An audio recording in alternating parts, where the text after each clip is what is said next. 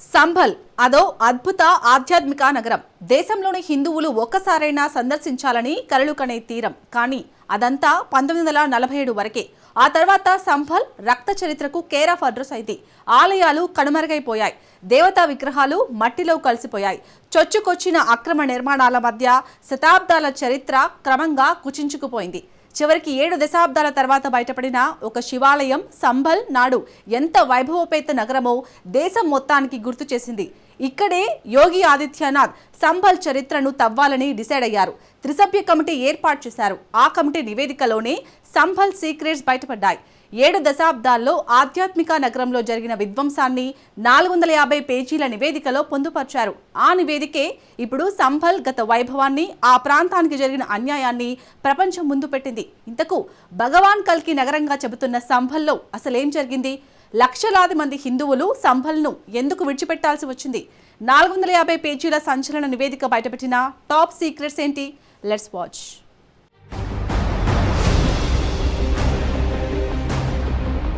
పంతొమ్మిది 1947 తర్వాత ఆధ్యాత్మిక నగరం సంభల్లో ఏం జరిగింది?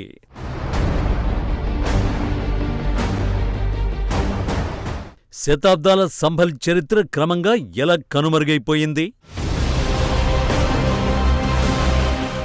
450 పేజీల సంచలన నివేదిక బయటపెట్టిన రహస్యాలేంటి?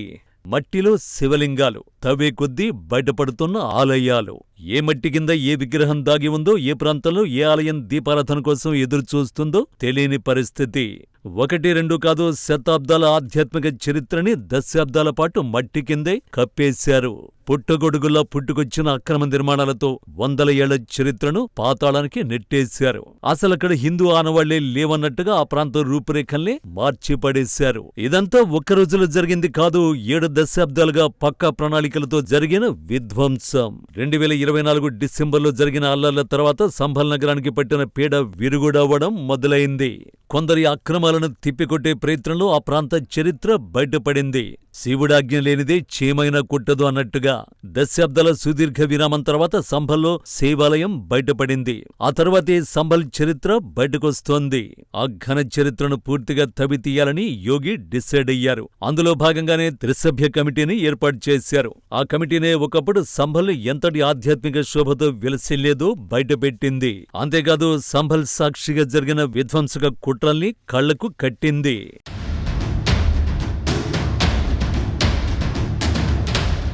యూపీ సీఎం యోగి చేతికి అందిస్తున్న నివేదికే సంభల్ చరిత్రను బయటపెట్టింది. 450 పేజీల ఈ రిపోర్టులో పలు కీలక అంశాలను ప్రస్తావించింది. 2024 నవంబర్ 24న జరిగిన హింసతో పాటు దాని పూర్వపరాలు వెల్లడించింది. సంభల్లో హిందువుల జనాభా 15% పడిపోయినట్లు స్పష్టం చేసింది. స్వాతంత్ర్యం వచ్చిన తర్వాత ఇక్కడ జనాభా స్థితిగతుల్లో భారీ మార్పులు వచ్చాయని, మత రాజకీయాలు కొనసాగుతున్నాయని పేర్కొంది.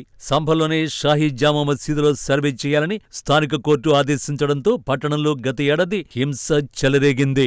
ఆ మసీదు ప్రాంగణంలో గతంలో హిందూ ఆలయం ఉండేదని పేర్కొంటూ కొందరు కోర్టును ఆశ్రయించారు. సర్వే కోసం వచ్చిన బృందంతో కొందరు నిరసనకారులు వాగ్వాదానికి దిగారు. ఇది క్రమంగా తీవ్ర ఘర్షణకు దారితీసింది.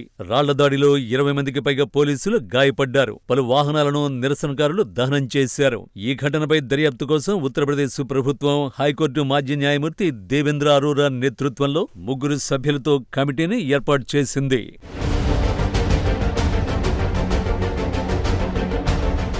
450 పేజీల నివేదికలో సంచలన నిజాలు ఉన్నాయి. సంభల్లో 1947 తర్వాత 15 సార్లు ఘర్షణలు జరిగాయి. వాటిలో 1978లో జరిగిన విధ్వంసాన్ని తలుచుకుంటే స్థానికులు ఇప్పటికీ ఉలిక్కి పడతారు. చివరగా 2024 డిసెంబర్లో హింసాకాండ చోటు చేసుకుంది.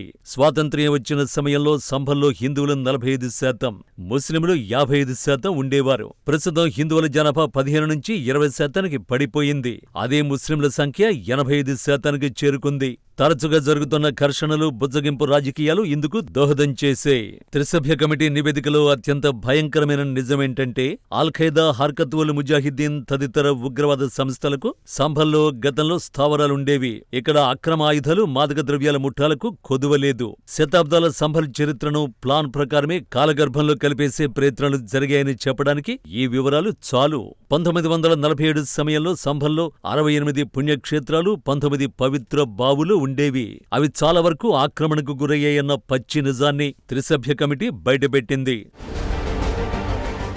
సంభల్ హిస్టరీలో 1978 నాటి అల్లర్లను అతి హింసాత్మకంగా చెబుతారు. నాటి విధ్వంసకాండలో ఎన్నో ప్రాణాలు పోయాయి, మరెందరూ గాయపడ్డారు. ఇంకా అక్కడే ఉంటే మరణం తప్పదేమోనన్న భయం హిందువుల్లో మొదలైంది. దీంతో సంభల్లోని హిందువుల కుటుంబాలు ఇతర ప్రాంతాలకి వలసలు వెళ్లాయి. అంతవరకు ఆలయ ఆలనా పాలన చూసిన పూజారి సైతం ప్రాణభయంతో సంభల్ను విడిచిపెట్టి వెళ్లిపోయారని స్థానికులు చెబుతున్నారు. అప్పటి నుంచే ఈ ఆధ్యాత్మిక నగరం రూపురేఖలు మారడం మొదలైంది. ఆలయాల చుట్టుపక్కల ఆక్రమణలు మొదలయ్యాయి. ఆ ఆక్రమణలు ఆలయాలని కనిపించకుండా చేసే స్థాయికి చేరిపోయాయి. వివరంగా చెప్పాలంటే చారిత్రక సంభల్పై మరో కృత్రిమ నగరం పొడుచుకొచ్చింది. నిజానికి హిందూ కుటుంబాలు సంభల్ని విడిచిపెట్టిన తర్వాత కూడా కొందరు అక్కడి ఆలయాలను తెరిచే ప్రయత్నం చేశారని స్థానికులు చెబుతున్నారు. కానీ కొన్ని శక్తులు ఆ పని చేయకుండా అడ్డుకున్నాయట. తాజా నివేదికలో ఈ అంశాన్ని ప్రస్తావించారు.